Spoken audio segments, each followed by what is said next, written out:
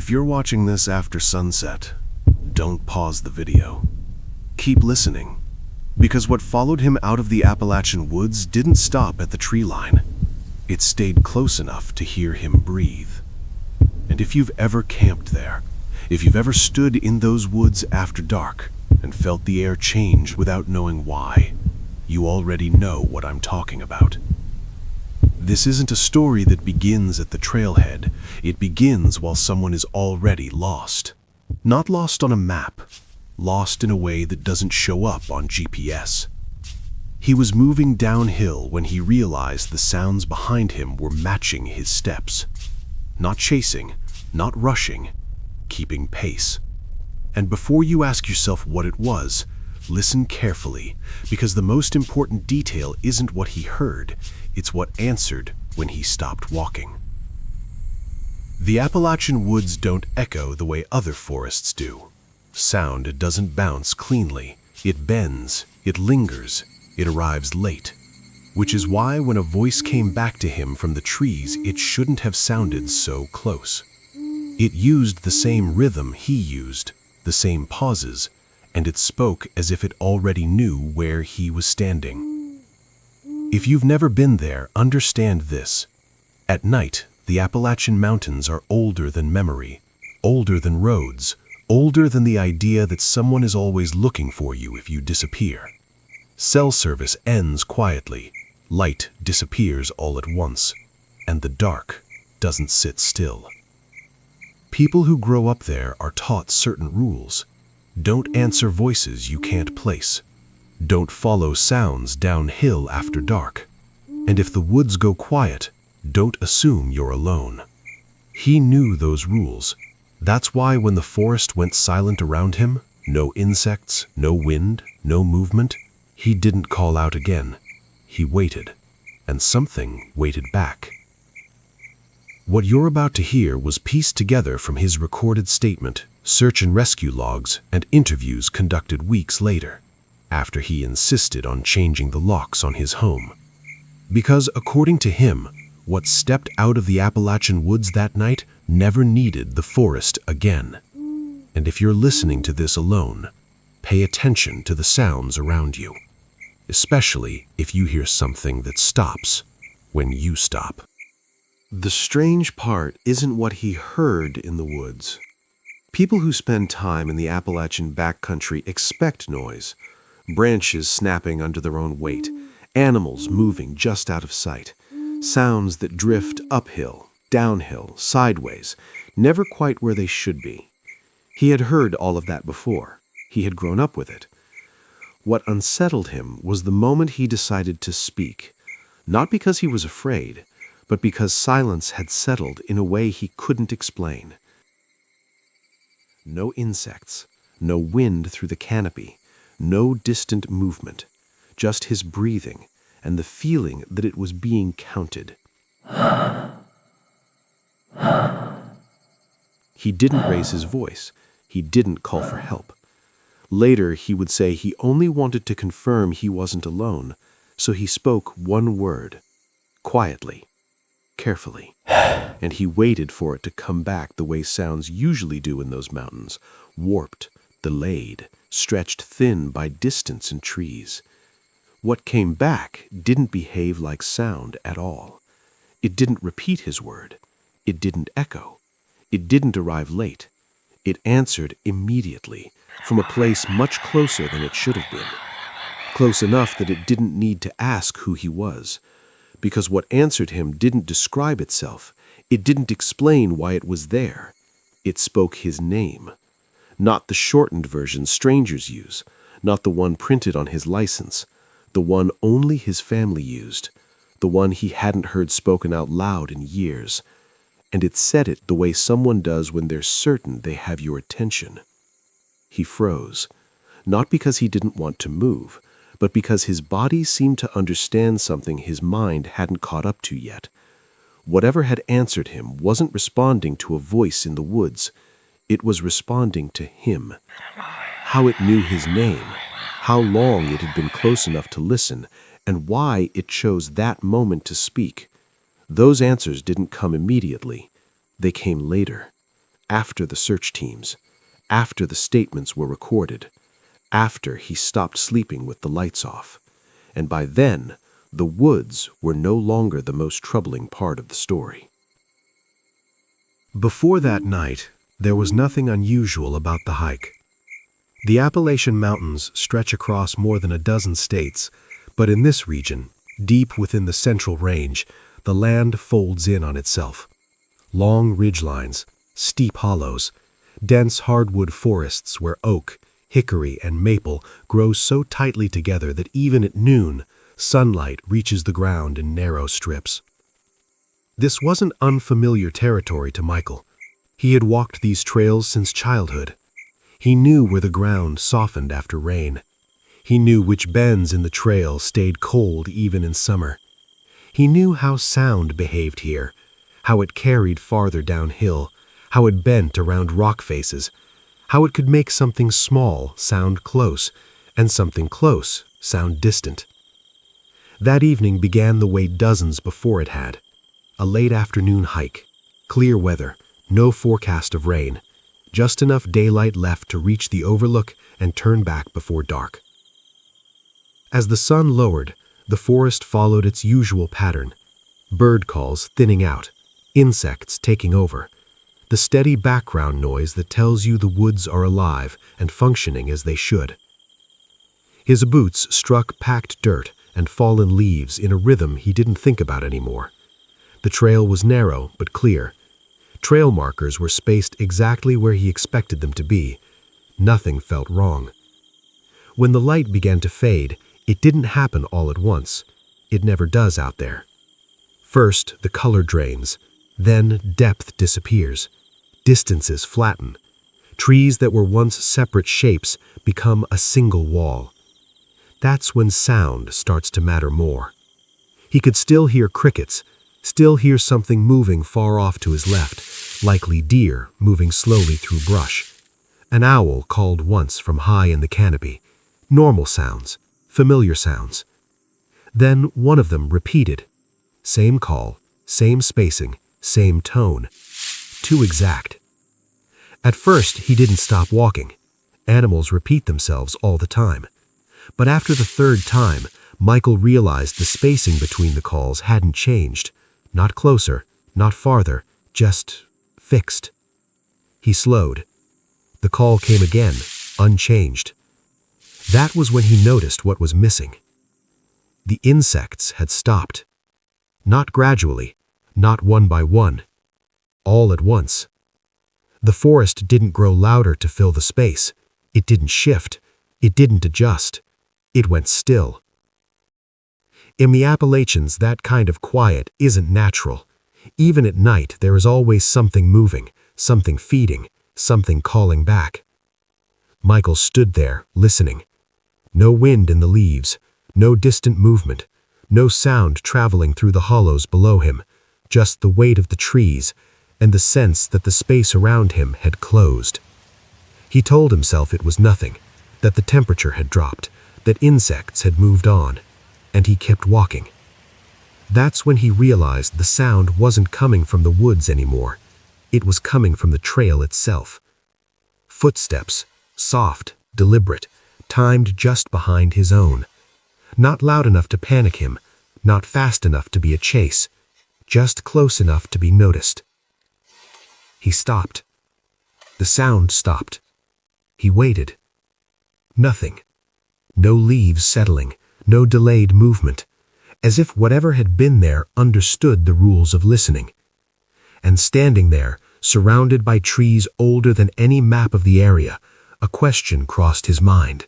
Quiet, uninvited, impossible to shake. Have you ever noticed how quiet the woods get? Right before something happens. At this point, Michael relied on habit more than instinct. Years of moving through these mountains had taught him that panic wastes energy, and energy is something the terrain demands respect for. Steep grades hide behind gentle slopes. Loose rock waits just under leaf cover. A single misstep in low light can turn an uneventful hike into an emergency. So he adjusted his pace instead of stopping altogether. The trail curved slightly along the ridgeline, and with each step forward, the woods seemed to press closer, not in a way that could be measured, not in a way that would show up in a photograph, but in a way that made the air feel occupied. The trees hadn't moved, the path hadn't narrowed, yet the space between them felt reduced. Sound behaved differently here now. Earlier, the forest had surrounded him with noise, layers of distance, depth, movement. Now, everything seemed to exist at the same range, as though the woods had collapsed inward. When he stepped forward, the sound followed, not delayed, not scattered, it matched him. A second set of footsteps, carefully placed, keeping the same distance no matter how his pace changed. He slowed. The sound slowed. He shifted his weight slightly, testing the ground without taking a step. Nothing answered. No leaves adjusting. No delayed reaction. The absence itself felt precise. He waited. The longer Michael stood there, the more aware he became of his own presence, the sound of blood in his ears, the faint movement of fabric as he breathed, the quiet creak of his boots as his weight shifted. And still, the forest offered nothing back. In places like this, silence usually breaks itself. A branch falls somewhere unseen, an animal moves startled by stillness. That didn't happen. He took another step. The sound returned immediately, now close enough that it no longer felt like something moving through undergrowth. It felt upright, balanced, deliberate. He didn't turn around, not yet. Turning around acknowledges something, and acknowledging something in the woods, especially at night, can change the nature of an encounter. Instead, Michael focused on the trail ahead, letting his light move slowly across the ground. Roots he recognized, a flat stone he had stepped over countless times, familiar details that should have brought comfort. They didn't. The darkness beyond the beam of his light seemed to absorb rather than reflect. Normally, trees throw back faint shapes, outlines, suggestions of depth. Here, the dark stayed dark. As he continued, the sensation of being followed shifted again. The sound no longer came strictly behind him. It stayed with him, off to one side, then the other, never crossing into his field of vision, never falling behind. When he stopped again, the sound stopped again, perfectly. No settling, no residual movement. It was then that Michael realized something else had changed. The woods no longer felt wide. The ridgeline, the hollows below, the open slope he knew existed just beyond the trees, all of it felt distant, inaccessible, as though he were moving through a corridor rather than open land.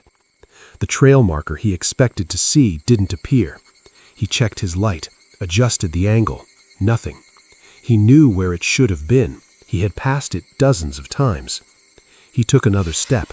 The sound mirrored him again, closer now. Not close enough to touch, not close enough to see, but close enough to be counted. Whatever was there wasn't circling him. It wasn't rushing him. It was conserving space. He became aware of a pressure in the silence, not noise, not movement, but the sense that the silence itself was being held in place, as if the forest were listening alongside him. And for the first time since the hike began, he stopped thinking about animals, or other hikers, or misidentified sounds. Because none of those things move like this. None of them pause with intention. None of them wait for you to decide what to do next. The moment stretched longer than it should have, not because time slowed, but because nothing changed. Michael stood on the trail, light fixed ahead, breathing measured, listening for the forest to reset itself the way it always had before. Insects usually return first, then distant movement, then the sense of space opening back up. None of that happened. Instead, something else broke the silence. A voice. Human. Not raised, not rushed, not afraid. It came from downhill. That alone made him uneasy. Sound in the Appalachians almost never travels cleanly uphill at night, especially not through dense hardwood and uneven terrain. Voices lose shape. They stretch. They arrive late. This one didn't. It sounded as though the speaker were standing on level ground, just out of sight. But when he turned his head slightly, adjusting his light towards the slope, the voice shifted. Not farther away, closer, and not from the same direction. It came from his right. He didn't move. He didn't respond. Locals learn early that the woods can rearrange sound, that distance is unreliable, that you don't trust direction after dark. But this wasn't just misplaced, it was inconsistent. The voice spoke again. Same tone, same calm delivery, and it said something he hadn't spoken aloud. It repeated the thought he had formed moments earlier about the missing trail marker. Not as a question, not as a guess, as a statement. Michael felt the urge rise automatically, the way conversation does when someone addresses you directly. It took effort to stop himself. Because something was wrong. The voice hadn't called out first. It hadn't asked if anyone was there. It was continuing something he hadn't started. He swallowed and shifted his weight slightly, testing whether the sound of movement would trigger a response. The voice stopped. Not cut off, not interrupted. Finished, as though it had said exactly what it intended to say. He became aware then that the footsteps were gone, not retreating, not repositioning, gone. The absence felt temporary. Michael scanned the tree line slowly, keeping the light low, careful not to sweep it too fast. Nothing reflected back. No eyes, no movement. The voice returned, this time from behind him. Same volume, same distance, and it used his voice. Not perfectly, but close enough that he recognized the cadence, the pacing between words, the slight hesitation he had when speaking to himself. It repeated another thought he hadn't spoken, a calculation, a decision forming in his mind about whether to turn around. At that moment, his sense of awareness sharpened into something uncomfortable. Whatever was responding to him wasn't listening to sound, it was listening to intention. He stood very still, and the forest seemed to lean into that stillness with him. What would you do here? Would you answer? The voice didn't press him, it didn't demand attention. It waited. And waiting in places like this can mean many things. He took one step backward. The ground behind him was solid, familiar. The voice didn't follow. It simply spoke again, from somewhere else entirely. Not farther away, not closer, just present. And as he stood there, surrounded by trees that blocked the sky and swallowed sound, one realization settled in slowly, without panic, but with certainty. The woods were no longer reacting to him, they were responding, and whatever had learned how to speak hadn't needed to show itself yet.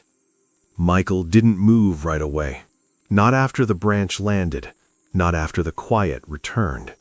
He stood on the trail, light steady, shoulders tense but still, trying to separate instinct from imagination. Years in these mountains had taught him that fear often arrives before reason, but it also taught him that ignoring certain signals leads to worse outcomes. He told himself to listen, not for danger, for familiarity. That's when the voice came back. Not from behind him this time, not from downhill. It came from ahead, from the direction the trail was supposed to lead. It spoke once, softly, and it used a voice he hadn't expected to hear out here, a voice he recognized immediately, someone he knew. The tone was casual, unforced, the way a person sounds when they aren't trying to get your attention, only confirming they already have it. It said his name again, but this time, it said it the way that person always did, the slight emphasis on the first syllable, the pause afterward, as if waiting for a reply. His chest tightened before he realized it had, because the voice belonged to someone who shouldn't have been anywhere near that trail, someone who lived hours away, someone who didn't hike, didn't camp, didn't know this section of the mountains at all. And yet, there it was, ahead of him, on the path. The voice spoke again, adding a second sentence, a familiar phrase, something personal, something insignificant enough that it wouldn't matter to anyone else, but unmistakable to him. It was something they used to say to him when they wanted him to follow, a phrase that had never felt threatening before. He felt the pull immediately, not curiosity, recognition, the kind that bypasses caution and goes straight to habit. For a moment, Michael imagined stepping forward, closing the distance, seeing someone he trusted standing just beyond the edge of his light. The voice seemed to sense the hesitation. It adjusted, not louder, not closer, just warmer. It spoke again, this time acknowledging the quiet, as if reassuring him that there was no rush, that he could take his time. This wasn't how people called for help. It wasn't how someone lost or injured spoke. There was no strain in the voice, no urgency. It didn't ask where he was. It knew. The longer Michael stood there, the clearer something became. The voice wasn't trying to locate him. It was trying to move him. Predators don't always chase. Sometimes they guide. Sometimes they wait for you to close the gap yourself. He realized then that the sounds earlier, the footsteps, the knocks, the branches, had never been random. They were measurements, distance, reaction, awareness. And now the voice was the next step. He felt the urge to answer rise again, stronger this time, because answering felt polite, natural, expected. Michael forced himself to stay silent. The voice paused. Then it spoke again, slightly differently. The tone shifted, not angry, not frustrated, but curious, as though it were learning what would work. He took a step backward instead of forward. The voice didn't follow him. It didn't raise its volume. It simply called again, from the same distance ahead, using the same familiar cadence. Inviting, patient. If you're listening to this right now, pause the video. Ask yourself what you would have done in that moment. Would you have followed the voice? Would you have trusted it, just enough to take one step closer? Michael stood there for several more seconds, light fixed on the empty trail, heart beating hard enough now that he could feel it in his throat. Finally, he spoke, not to the voice, to himself. One quiet sentence said under his breath, and the voice ahead of him responded immediately. It repeated his words back to him, in his own voice. That was when he understood something he hadn't wanted to consider before. Whatever was speaking to him didn't just know the sound of people. It understood how they chose their words, and it was close enough to learn in real time. Eventually, the voice stopped. Not abruptly, not cut short. It simply finished. The quiet that followed felt different from before, less tight, less concentrated. Michael waited, expecting the footsteps to return, or the knock, or the sound of branches breaking somewhere just out of sight. Nothing happened. Slowly, carefully, he began to move again. The trail beneath his feet changed texture almost immediately, firmer ground, less leaf cover, a subtle incline that matched his memory. He lifted his light and let it travel farther ahead than he had dared before. And there it was, a trail marker, worn, faded, exactly where it should have been. He stopped and stared at it longer than necessary, committing it to memory, reassuring himself that this part at least was real. He moved forward again, and the trail behaved the way a trail should.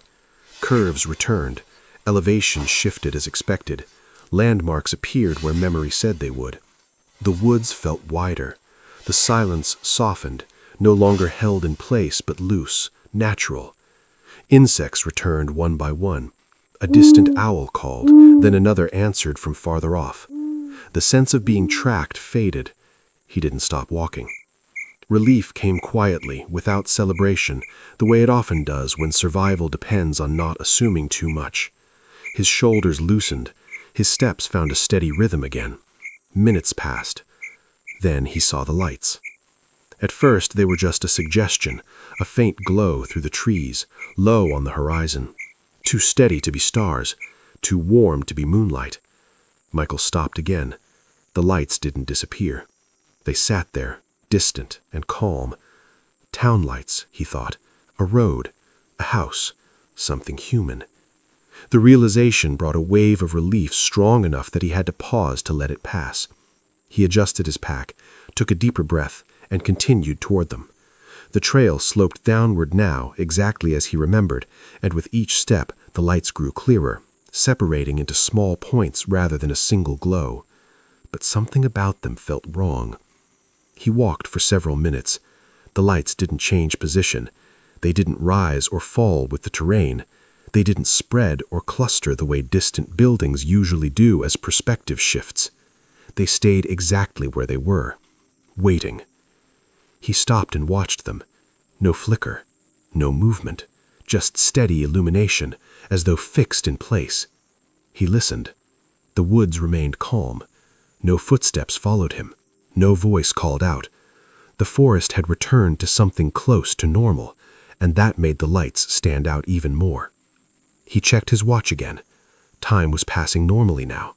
He took several more steps, eyes fixed on the glow.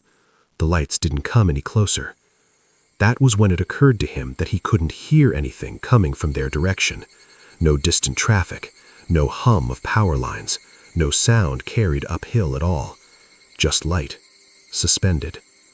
Michael slowed to a stop, the relief he had felt moments earlier thinning into uncertainty. Because lights that belong to people usually exist in places that make noise. These didn't.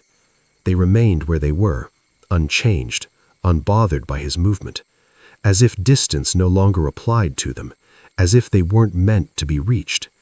He stood there for a long moment, caught between the comfort of seeing something familiar and the quiet understanding that whatever had been guiding him earlier might not have stopped. It might have simply stepped aside. And in the stillness of that realization, another thought settled in, unwelcome but difficult to dismiss. If the woods had wanted him to keep him lost, it wouldn't have shown him the way out. It would have shown him something he was willing to walk toward. Michael didn't move toward the lights. Not right away.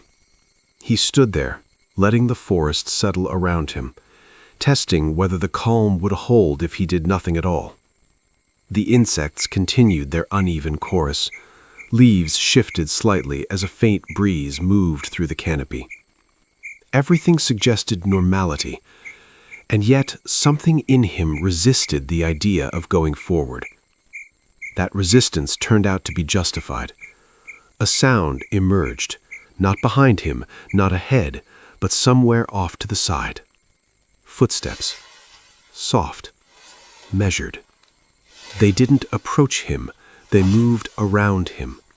The sound traced a wide arc through the trees, staying just outside the reach of his light, careful not to break branches or disturb leaves unnecessarily. Wherever it was, it understood the boundary of visibility. He turned slowly in place, trying to follow the sound. It adjusted, always remaining where he wasn't looking. This wasn't pursuit, it was positioning. The footsteps stopped, and for a moment he thought they might be gone again. Then he heard breathing. Not loud, not strained, steady. It rose and fell at the same pace as his own. When Michael slowed his breath, it slowed with him. When he took a deeper breath, it mirrored that too. He became acutely aware of how much noise the body makes when everything else goes quiet. The faint rasp of air in the throat, the subtle movement of the chest. The breathing stayed perfectly in sync. He took one step forward. It matched him. One step to the side. It adjusted. He stopped completely. The breathing continued for half a second longer than his own, just enough to be noticed. Michael lifted his light higher, angling it upward toward the tree line, half expecting to see movement at ground level. He didn't. The sound wasn't coming from the forest floor. It came from above, from somewhere beyond the reach of the branches. The breathing carried down from higher than the tallest trees, as though the sound were dropping into the woods rather than traveling through them. He felt a pressure in his ears, subtle but unmistakable, the way it feels when something large passes overhead out of sight. The lights ahead of him remained fixed, unchanged. The footsteps resumed, completing another slow circle around his position. Still no rush, still no contact. It was mapping him. Distance, reaction, timing. It was learning. Michael understood then that whatever had spoken earlier, the voice that borrowed familiarity, that shaped itself around memories, hadn't been improvising. It had been gathering information. The knocks, the missing trail, the shifting sound, each response from him added detail. And now, in this moment of apparent safety, it was refining what it had already learned. The breathing above the tree line stopped. The footsteps halted directly behind him. Not close enough to touch, close enough that he could feel the space occupied. He resisted the urge to turn. Predators rely on that moment, the turn, the confirmation, the acknowledgement. Instead, he stared ahead at the lights that refused to move, the ones that promised relief without offering distance. And for the first time since the hike began, a thought formed fully in his mind, clear and unavoidable. The forest hadn't been trying to scare him away. It hadn't been trying to trap him. It had been testing how he would respond. And now that it had enough answers, it didn't need to hide what it was doing anymore. By the time Michael accepted that the calm wasn't returning, night had fully settled over the mountains. Not twilight, not dusk. Night in the Appalachians arrives without transition. One moment you can still separate tree from sky, the next, everything beyond a few feet dissolves into a single mass of black. He reached for his phone. The screen didn't light up. He pressed the button again, harder this time, as if pressure might wake it. Nothing. The battery had drained faster than it should have, despite limited use. No signal bars had been there for hours anyway, but the dark screen felt final in a way he hadn't anticipated. No light, no map, no emergency call. He lowered the phone and listened. The breathing was gone. The footsteps had stopped. The forest, once again, offered nothing back. He took a step forward toward where the lights had been. They were gone. Not faded, not obscured by trees. Gone. The ground beneath his feet changed immediately.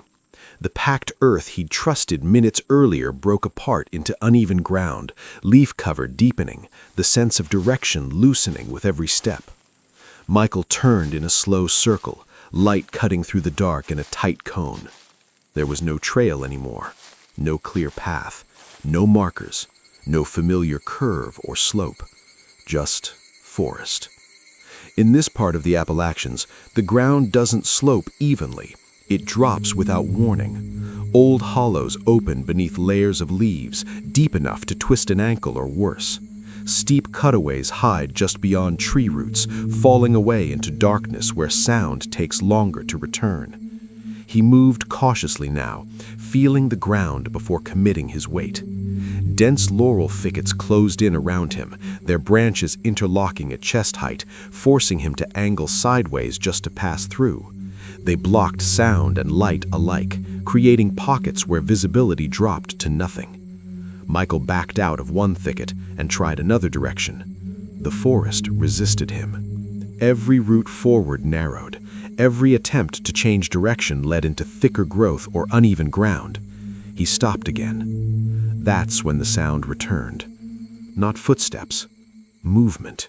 Something shifting through the laurel, parallel to his position, keeping pace without forcing contact. He couldn't hear it directly, only the subtle disturbance of branches moving where no wind reached. He adjusted his breathing, slowing it deliberately. The movement slowed with him. He quickened his pace. It quickened too. He stopped. The forest held its breath with him. At that moment, a realization surfaced, not as panic, but as clarity. Whatever was out there didn't need the trail. It wasn't limited by terrain. It knew the drop-offs. It knew the hollows. It knew where the laurel closed in and where the ground gave way. This wasn't a chase. It was containment.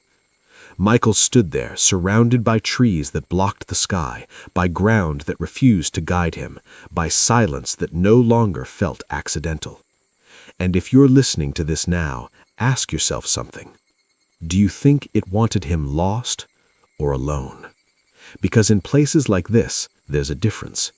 Being lost means there's still a direction you haven't found yet. Being alone means there's nowhere left to go.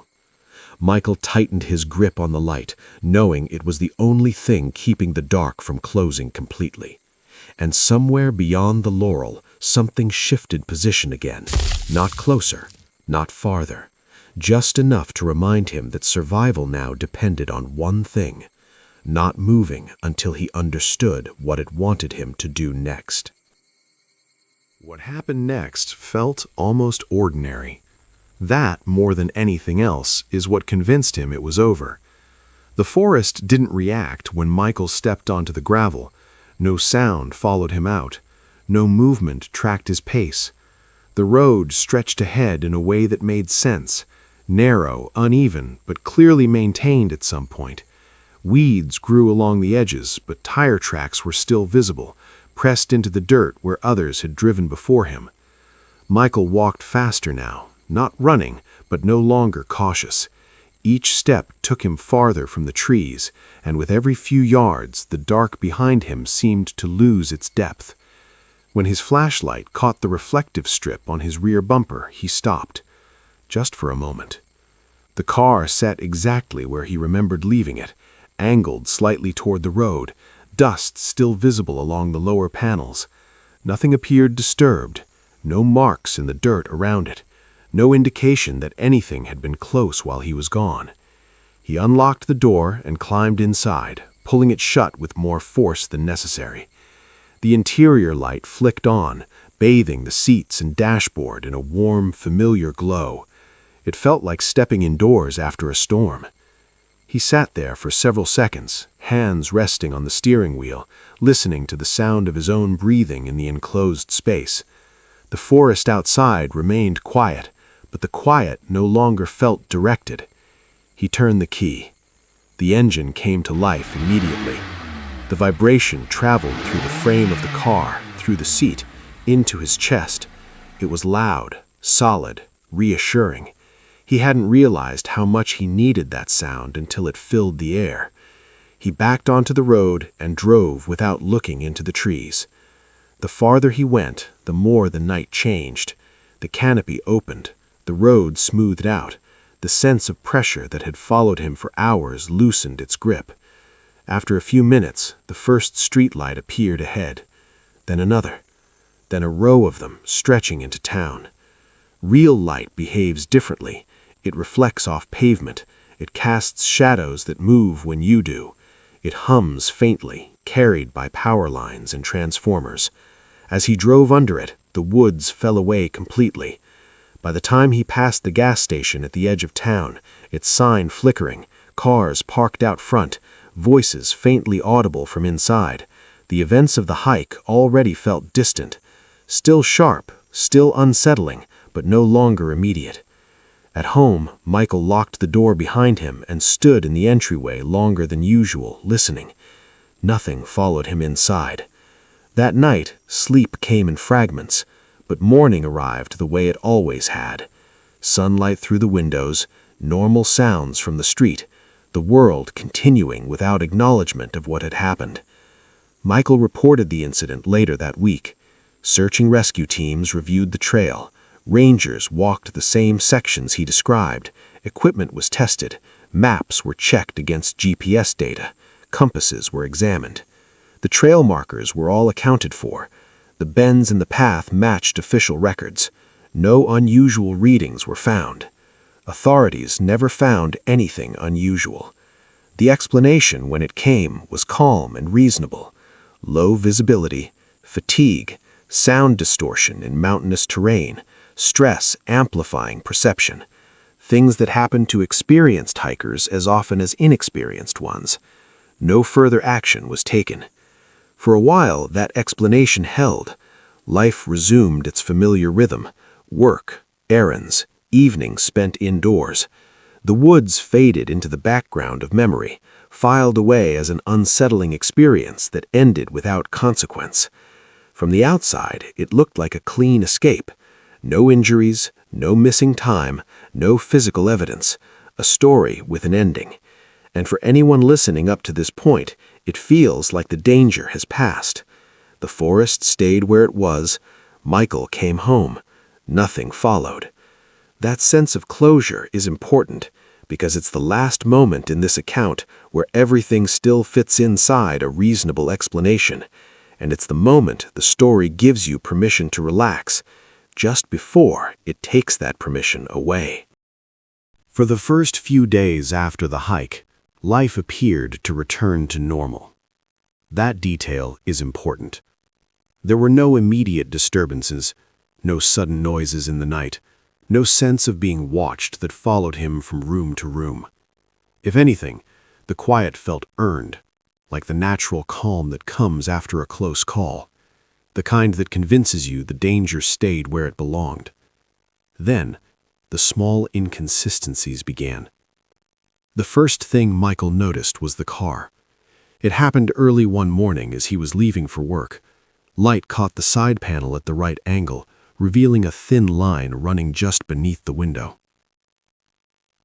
At a glance, it looked like a scratch, but the more he looked at it, the less it resembled damage from a branch or a passing vehicle. The line was too even, the pressure too consistent. It hadn't cut through the paint, it had traced it. He tried to recall when it could have happened. The drive home from the trail was clean. No narrow roads, no overhanging trees, no contact with brush. He dismissed it. That afternoon, another mark appeared near the rear of the vehicle, parallel to the first. By the end of the week, there were several. None deep, none random. Always placed where the metal curved slightly, as if whatever made them had tested pressure before committing. He washed the car. The marks remained. Then there was the debris. Leaves began appearing beneath the car overnight, not scattered, not blown against the tires the way wind would leave them, but gathered, grouped.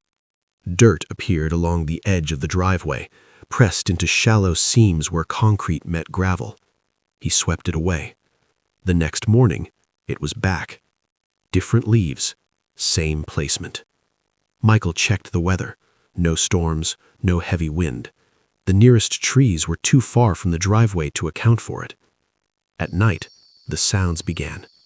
Not loud enough to alarm him at first, just subtle disturbances, something brushing against the siding, a soft scrape that lasted less than a second. It never repeated immediately. That pattern mattered. Random noises repeat themselves. Animals move, then move again. These sounds behaved as though repetition wasn't necessary. He listened more closely after that. Some nights passed without incident. Others brought faint movement near the foundation of the house, leaves shifting, dirt being disturbed. When Michael checked outside, there was never evidence of intrusion. No tracks, no broken plants.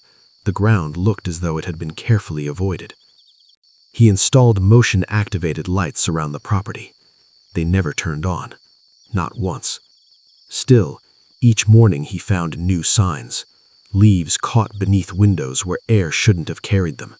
Dirt pressed lightly into the grooves of the porch steps. He cleaned everything meticulously. The house became quieter. Not calmer, quieter. Late one night, lying awake in bed, he heard breathing. It came from outside the bedroom window. Slow, even. Not loud enough to wake him, but impossible to ignore once noticed. Michael lay still, listening, counting the space between breaths. They matched his own. He slowed his breathing. The sound slowed too. He held his breath. The pause, soft, pain, then resumed, one beat late. He didn't move. The breathing continued for nearly a minute before stopping all at once. When he finally looked outside, there was nothing there. No shape, no movement, only darkness and the reflection of his own face in the glass. The next morning, dirt was packed into the window frame, leaves pressed against the sill, tucked carefully into corners. That was when the final explanation stopped working, because the trail was miles away, because the forest was supposed to be behind him, and whatever had been out there shouldn't have known where he lived. And yet, the signs were here, not aggressive, not urgent, observational. That realization didn't arrive with panic, it arrived quietly. The voice, the way it had waited, the way it had borrowed familiarity instead of force. The trail hadn't disappeared to trap him. The sounds hadn't chased him to drive him away. They had measured him. They had watched how he moved, how he hesitated, what drew his attention. And when the woods let him leave, it hadn't been a failure. It had been a decision. Standing in his driveway, looking at the marks on his car, the debris that returned no matter how often he removed it, he understood something with an unsettling clarity. The forest hadn't followed him home. It hadn't needed to. It already knew the way. And whatever had learned how to find him in the dark among the trees had no trouble recognizing him here. For a long time after that evening, Michael tried to convince himself the voice had been memory. Stress can do that. Fatigue can replay sounds with unsettling accuracy. The mind fills gaps when it wants closure. He held on to that explanation carefully because it allowed everything else to remain intact. Days passed, then weeks. The disturbances around the house became less frequent. The debris stopped appearing as often. The marks on the car didn't multiply. If anything, life began to feel almost normal again. Almost. Michael stopped checking the windows every night, stopped listening for sounds beneath the floorboards, stopped replaying the hike in his head before sleep. That's when the voice returned. This time, it didn't come from outside his home. It came from somewhere that forced him to understand the difference between distance and direction. He was driving, early evening again, same hour, same light still in the sky. Michael was stopped at a red light, waiting for traffic to clear, the radio low enough to hear the hum of the engine. Cars passed in both directions. A pedestrian waited at the corner. Nothing about the moment stood out. Then, through the closed window, he heard it. His name, spoken from behind him. Not shouted, not raised, calm. He checked the rearview mirror immediately. No one stood close to the car. No one walked past. No one looked in his direction. The voice came again. Same cadence, same pause between words, the exact rhythm he remembered from the woods. It didn't carry through the air the way voices normally do. There was no interference from traffic, no distortion from glass. It sounded as though it had been placed there deliberately. He didn't turn around this time. He didn't acknowledge it. The light changed. He drove. The voice didn't follow. Later that night, Michael tried to write the sound down, details, tone, timing, anything that might anchor it to something explainable. But every attempt felt inadequate, because the voice hadn't behaved like something external. It had behaved like something precise. Days later, it happened again, this time in a grocery store parking lot, then once more while he walked down a residential sidewalk surrounded by houses, streetlights, and other people. Always the same, never rushed, never urgent, always with that pause. The pause wasn't waiting for permission, it was waiting for recognition. And gradually the pattern became clear. The voice never spoke when Michael was surrounded by noise. It never spoke when attention would be drawn. It chose moments when he was aware enough to hear it and isolated enough to question whether anyone else had. That understanding changed everything, because it meant the woods hadn't been special, they hadn't been required. They had simply been the first place where silence made listening easier. The trail, the missing markers, the lights that waited without moving, none of it had been about geography. It had been about observation, learning how Michael reacted to uncertainty, how long he waited before moving, what made him hesitate. The woods had provided cover, not concealment, time.